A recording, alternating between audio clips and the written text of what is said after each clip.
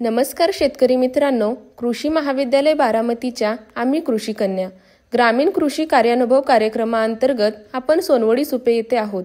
पारंपरिक शेतीला आधुनिकतेची जोड देऊन सौ पूजाताई वावगे यांनी मुक्त गोटा पद्धतीचा अवलंब करून दुधाच्या उत्पादनात वाढ केली। चला तर मंडळी, आपण आता जाणून घेऊयात सौ पूजाताई वावगे यांची दुग्ध व्यवसायाची यशोगाथा।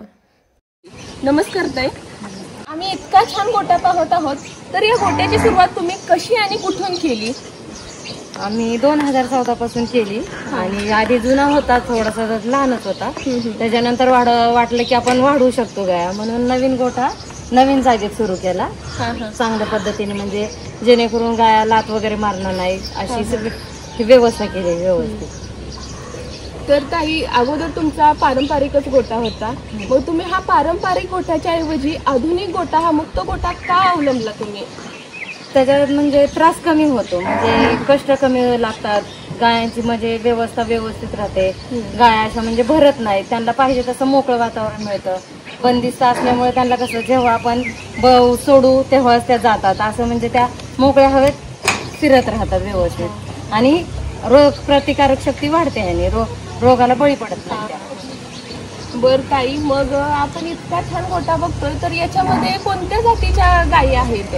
पूर्ण याच्यात आहेत का? आणि ताई, ह्या गोट्यामध्ये आता म्हणजे जास्तीत जास्त दूध किती देतात? दिवसाला किती दूध जातं तुमचं? दिवसाला 200 ते 250 लिटर 200 ते 250 लिटर जातं का? बरं, मग ताई, आता खाद्य प्रकाराचं कसं काय, कसं मॅनेजमेंट करता खाद्य प्रकार? म्हणजे जेव्हा पाऊस पडतो त्यावेळेस हिरवा चारा असतो मकाचा, ज्यावेळेस पाऊस नसतो उन्हाळ्याच्या वेळेस आम्ही मुरघास करून ठेवतो मकाचा, आणि ऊस असतो त्याच्याबरोबर जोडीला। आणि त्याच्यामध्ये मग आता गोळी पेंड वगैरे, सरकी, शेंगाची पेंड, नंदनची सिल्वर चारतो आणि भुसा असतो त्याच्यासोबत, सरकी वगैरे काही। आणि ते कसं, म्हणजे मात्रा काय आहे त्याची? प्रत्येक गायला तुम्ही किती किलो वगैरे देता ते? म्हणजे एका गायला जर द्यायचंच म्हणलं तर वेल्यानंतर एका टायमाला 3 किलो 3 ते 4 किलो, म्हणजे दुधावर अवलंबून असतं। जर जास्त देत असली तर जास्त प्रमाणात, आणि नसली तर ज्या त्या म्हणजे दुधाचं बघूनच देतो तसं। आणि स्वतः वैयक्तिक आम्ही जातीने स्वतःच लक्ष घालतो।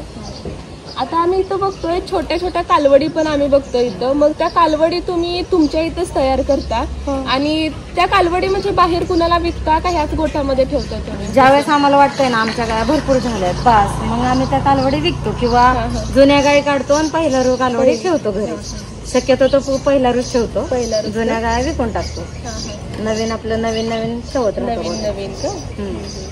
मग कसं काय रेट? बाहेर यांना रेट किती भेटतो? म्हणजे किती हजाराला वगैरे जातील गाया का? हा, म्हणजे पहिला रुई कालवडच तसं। आता ते कसं म्हणजे जसं ते उतार चढाव असतात का नाही, ते गायांना पण तसं मार्केटनुसार असतात। कधी कधी एक गाय 1 लाखाच्या वर जाती, कधी कधी 60-70 ला पण जाते, म्हणजे ते मार्केट सारखं असतं, ते काय आपलं ठरवून नसतं गायांचं असं।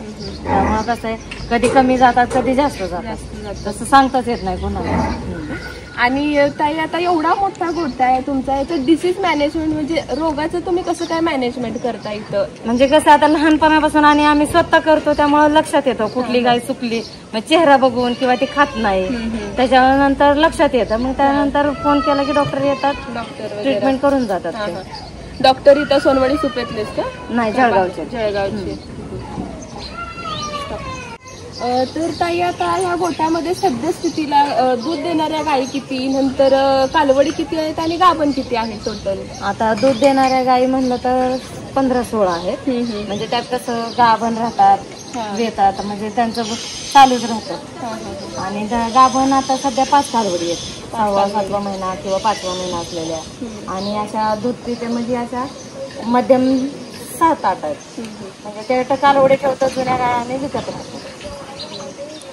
आता ताई, असा क्वेश्चन आहे की म्हणजे पारंपरिकचा तुमचा गोटा होता आणि आता आधुनिक गोटा आहे, म्हणजे पारंपरिक गोठ्यातून तुम्ही आधुनिक गोठ्यामध्ये आला, तर याच्यात तुम्हाला काय फरक जाणवतोय?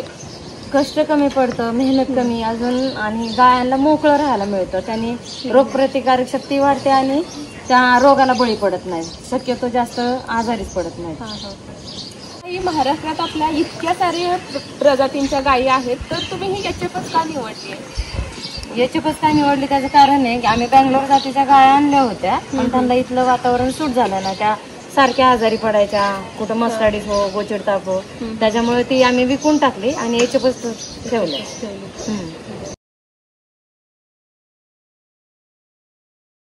जिद्द, चिकाटी, व्यवस्थापन कौशल्य आणि त्याचबरोबर लीडरशिप या गुणांच्या जोरावर सर्वसामान्य व्यक्ती देखील यशस्वी होऊ शकतो हे पूजाताई वावगे यांच्याकडे बघून लक्षात येतं.